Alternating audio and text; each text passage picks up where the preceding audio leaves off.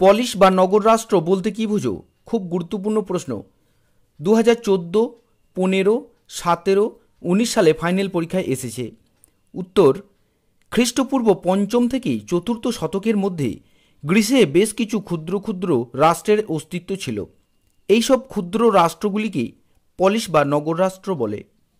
কে নিজেকে supreme head of the church বলেছেন? উত্তর: ইংল্যান্ডের টিউডর বংশীয় রাজা 7ম হেনরি নিজেকে supreme head of the church বলেছেন। একাদশ শ্রেণীর ইতিহাস বিষয় থেকে গুরুত্বপূর্ণ 42টি এসএকিউ তুলে ধরা হয়েছে এই ভিডিওটিতে। চলো শুরু করা যাক। প্রথম অধ্যায়, ইতিহাস চেতনা থেকে প্রথম এসএকিউ। প্যাপিরাস কি? উত্তর: প্রাচীন মিশরীয়রা প্যাপিরাস নামে স্বরজাতীয় গাছের ছালে লিখত। এই ছালকে প্যাপিরাস বলে। পরবর্তী প্রশ্ন, এপিগ্রাফি বলতে কী বোঝো? গুরুত্বপূর্ণ প্রশ্ন। শিলালিপি উৎকীর্ণ বিষয়ক পঠন পাঠনকে ইংরেজিতে এপিগ্রাফি বলে। পরবর্তী প্রশ্ন, হায়ারোগ্লিফিক লিপি কি? উত্তর: প্রাচীন মিশরীয় চিত্রলিপি হায়ারোগ্লিফিক লিপি নামে পরিচিত। পরবর্তী প্রশ্ন, ভারতের সাতবাহন রাজারা কোন দুটি ধাতুর মুদ্রা ব্যবহার করতেন? উত্তর: ভারতের সাতবাহন রাজারা কারজাপন ও সুবর্ণ নামে দুটি ধাতব মুদ্রা ব্যবহার করতেন। কারজাপন রূপো ও তামা দিয়ে এবং সুবর্ণ সোনা দিয়ে তৈরি হতো। পরবর্তী প্রশ্ন, ইতিহাস পুরাণ কি? উত্তর: প্রাচীন সভ্যতার বিভিন্ন পৌরাণিক কাহিনীতে সমকালীন বিভিন্ন ঐতিহাসিক উপাদানের সন্ধান পাওয়া যায়। ঐতিহাসিক তথ্য সমৃদ্ধ এইসব পুরাণকে ঐতিহাসিক পুরাণ বলা হয়। পরবর্তী প্রশ্ন, নিম্নবর্গের ইতিহাস চর্চা বলতে কী বোঝো? উত্তর: সমাজের নিম্নবর্গের শ্রমজীবী সাধারণ মানুষদের বিশেষ গুরুত্ব সহকারে তাদের ইতিহাস চর্চা নিম্নবর্গের ইতিহাস চর্চা নামে পরিচিত। পরবর্তী প্রশ্ন, লেখমালা বলতে কী বোঝো? উত্তর: প্রাচীনকালে ইট, পাথর, ধাতুর ফলক সহ নানা উপাদানের উপর লিপি খোদাই করা হতো। এইসব উপাদানকে লেখমালা বলা হতো। পরবর্তী প্রশ্ন, প্রবহমান কাল কি? উত্তর: ইতিহাসের কালের অগ্রগতি একটি সূচনা পর্ব থেকে যাত্রা শুরু করে ক্রমশ ভবিষ্যতের দিকে এগিয়ে চলে। ইতিহাসের কাল সম্পর্কিত এই ধারণাকে প্রবহমান কাল বলে। প্রসঙ্গত বলে রাখি, তোমাদের দ্বিতীয় অধ্যায় থেকে কোনো এসএকিউ প্রশ্ন আসে না। এরপর তৃতীয় অধ্যায়, রাজনৈতিক বিবর্তন, শাসনতান্ত্রিক এবং প্রাতিষ্ঠানিক ধারণা।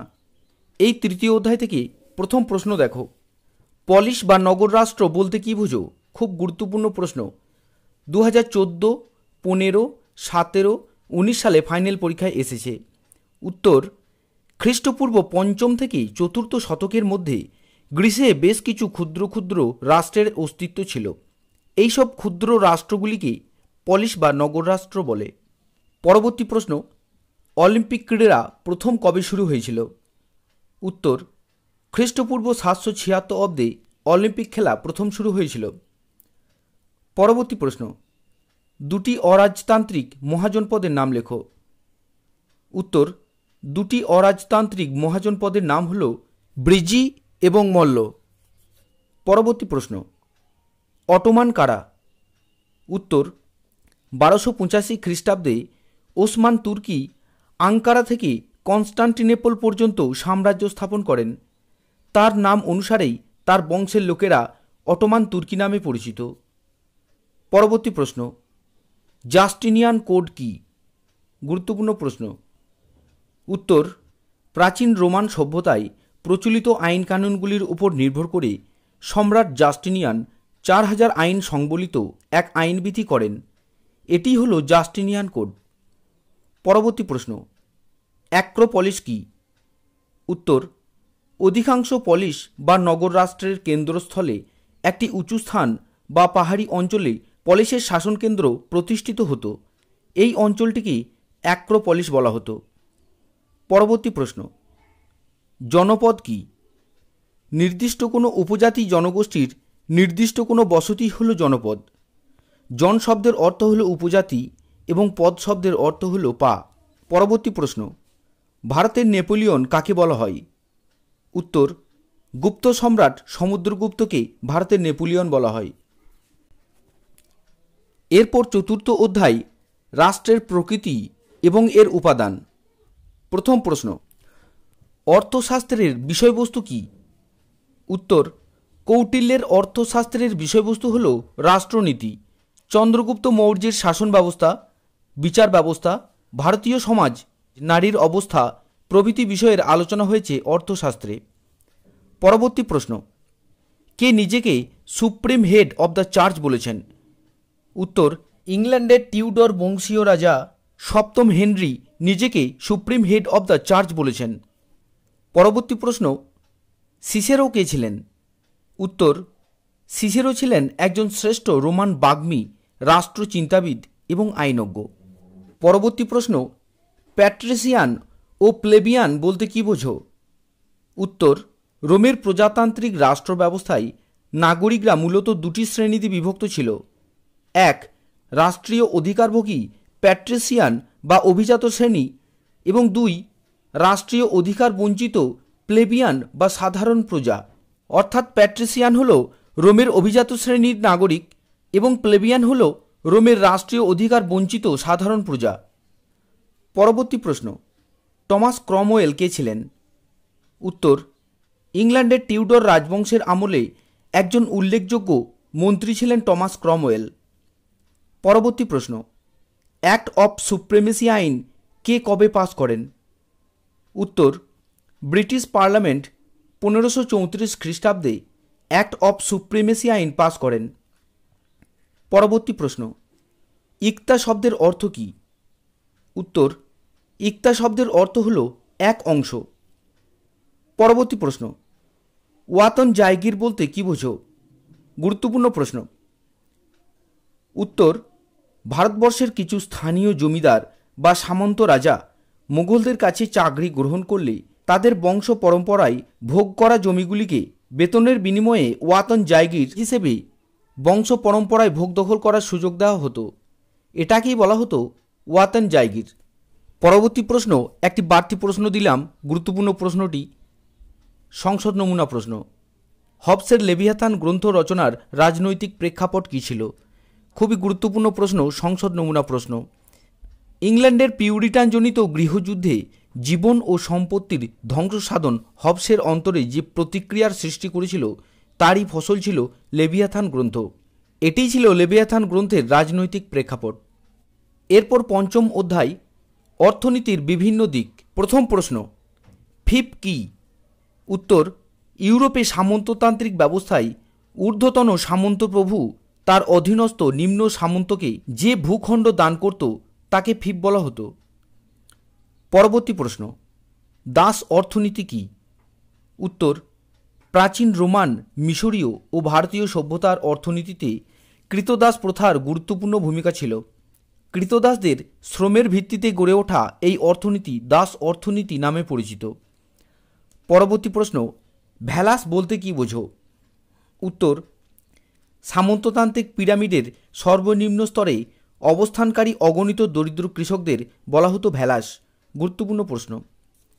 পরবর্তী প্রশ্ন, মধ্যযুগে ইউরোপে নাইট কাদের বলা হতো? উত্তর, ইউরোপের সামন্ততান্ত্রিক ব্যবস্থায় সামন্ত প্রভুর জন্য যে উচ্চবংশীয় যোদ্ধাদের নিয়ে প্রতিরক্ষা বাহিনী গঠিত হতো তাদের নাইট বলা হতো। পরবর্তী প্রশ্ন, কর্ভি কী ছিল? উত্তর, দরিদ্র কৃষকদের সপ্তাহে কয়েকদিন ভূস্বামীর জমিতে বিনা পারিশ্রমিকে বেগার খাটাকে কর্ভি বলা হতো। পরবর্তী প্রশ্ন, প্রাচীন ভারতে অগ্রহার প্রথা বলতে কী বোঝায়? গুরুত্বপূর্ণ প্রশ্ন। উত্তর, খ্রিস্টীয় 3য় শতকের পরে ভারতে পুণ্য অর্জনের উদ্দেশ্যে ব্রাহ্মণ ও ধর্ম প্রতিষ্ঠানে নিষ্কর জমি দান করার প্রথাকে অগ্রহার প্রথা বলা হতো। এই প্রথার অপর নাম ছিল ব্রহ্মদেয়। পরবর্তী প্রশ্ন, গিল্ড কী ছিল?